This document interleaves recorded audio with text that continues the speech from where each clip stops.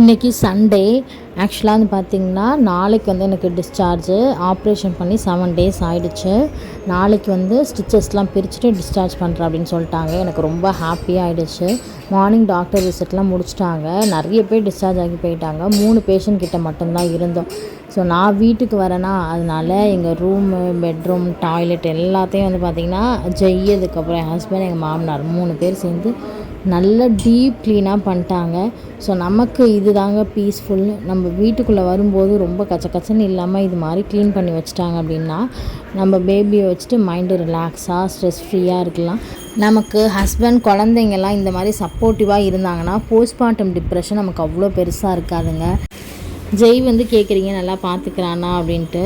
ஏன்னா 7 years age gap இல்லையா, பாசம் இது எல்லாமே இருக்குது. பட் அப்பப்போ வந்து பார்த்திங்கன்னா பொசசிவ்னஸும் வந்துடுது. நான் அதை பற்றி இன்னொரு வீடியோ டீட்டெயிலாக சொல்கிறேன். இன்றைக்கி சண்டே நான்வெஜ் இல்லாமல் எப்படி, அதனால் பார்த்திங்கன்னா வீட்டிலேருந்து சிக்கன் குழம்பு வச்சு கொடுத்து விட்டாங்க. நல்லா சாப்பிட்டு தூங்கியாச்சு.